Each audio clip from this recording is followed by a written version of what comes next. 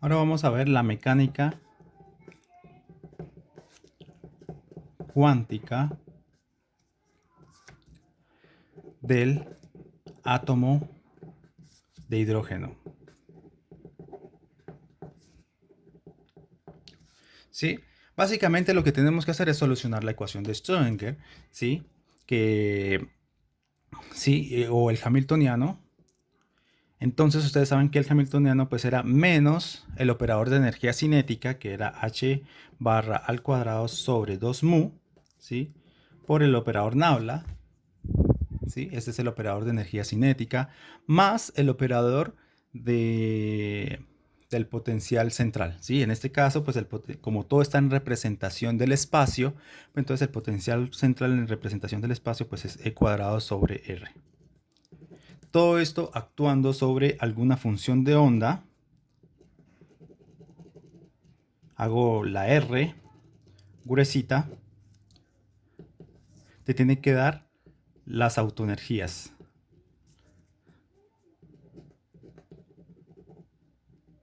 ¿Sí? Esta R negrita quiere decir que comprende todas las coordenadas, tanto angulares como radial.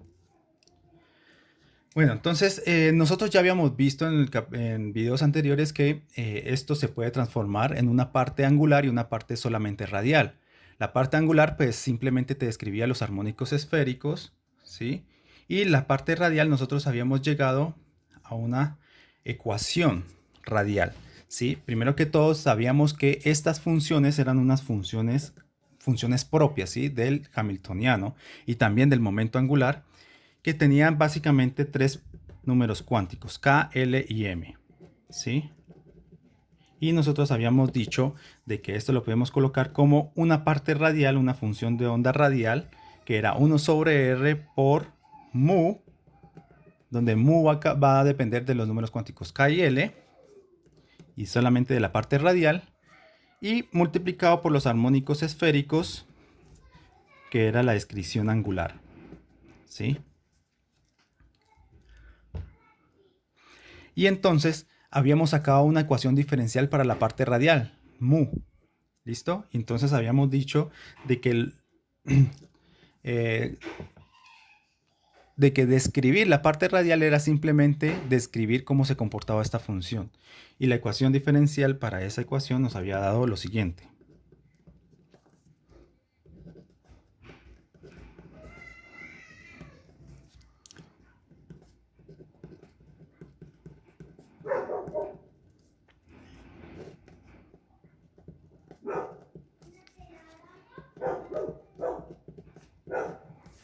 Actuando sobre mu, te daba las autoenergías.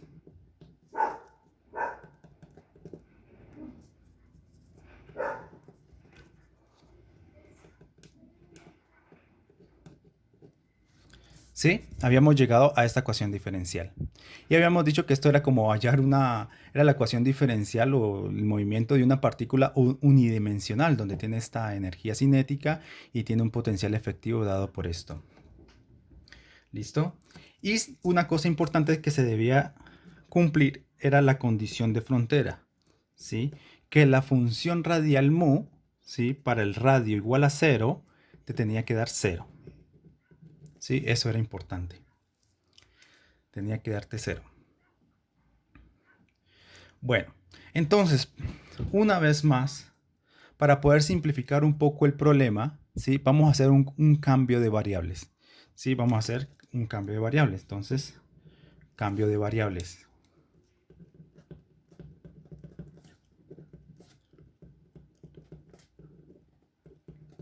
Adimensionales. ¿Sí? Vamos a hacer una transformación, básicamente. Entonces vamos a reemplazar R, ¿sí? R va a hacer una función de ρ, ¿sí? De ρ, donde ρ es una variable adimensional. Esto va a ser el radio dividido el radio de Bohr. ¿Sí? Hemos, hemos, hemos colocado el radio en términos de ρ, ¿sí? O sea, sería este que está dividiendo, pasa a multiplicar y ya me queda el radio en términos de ρ, y donde ρ es una variable adimensional. Simplemente hemos normalizado el radio en unidades del radio de Bohr. Ahí ya está. Y otra cosa que vamos a hacer es colocarle, por ejemplo, lambda, que depende de K y L, va a ser igual a la raíz cuadrada de menos EKL, ¿sí? Dividido la energía de ionización. Entonces fíjense que acá también hemos colocado la energía en términos de la energía de ionización. Esto como es negativo, pues negativo con negativo se va más y pues te da una raíz real, ¿no? Entonces ya van a ver que esto va a representar de alguna u otra forma el número n en el modelo de Bohr, ¿sí? Bueno, entonces simplemente haciendo este cambio de variables y reemplazamos esto acá, ¿sí? Nos queda la siguiente ecuación diferencial. Derivada segunda con respecto a ρ cuadrado, ¿sí? Menos L por L más 1 dividido ρ cuadrado, ¿sí? Más 2 veces ρ menos lambda KL al cuadrado.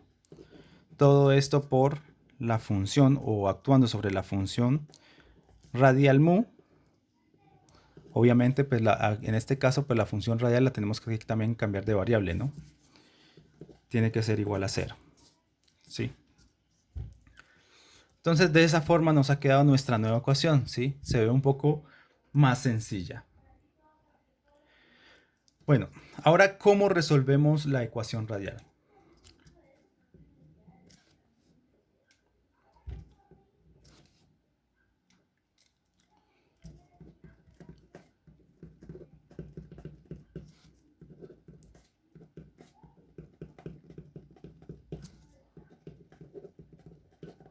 Sí, resolución de la ecuación radial.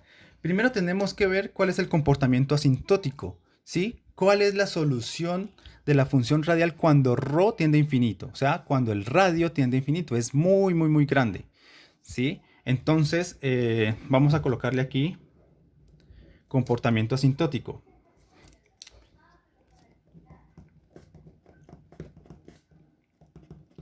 Esto es importante decirlo, porque nosotros siempre tenemos que buscar funciones que converjan en el infinito, ¿sí? Que converjan, porque si no convergen en el infinito, entonces estas funciones no son de cuadrado integrable. No las podemos integrar y pues no nos daría ninguna descripción física para nada. ¿Listo? Entonces, comportamiento asintótico. ¿Sí? Esto es importante, como les digo.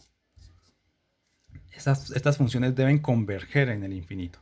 Entonces, ¿cómo se nos convierte la ecuación diferencial? Pues cuando ρ tiende a infinito, pues este término es muy chiquito y este término también es muy chiquito. Entonces esto lo podemos despreciar en términos comparándolos con estos dos. Entonces la ecuación diferencial básicamente nos queda de esta forma.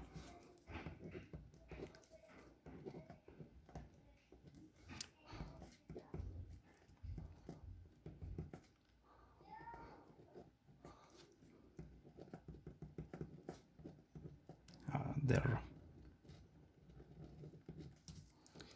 O sea, si quieren coloquemos acá entre paréntesis, ρ tiende a infinito, o sea, tiende a ser muy grande. Y esto tiene que ser igual a 0.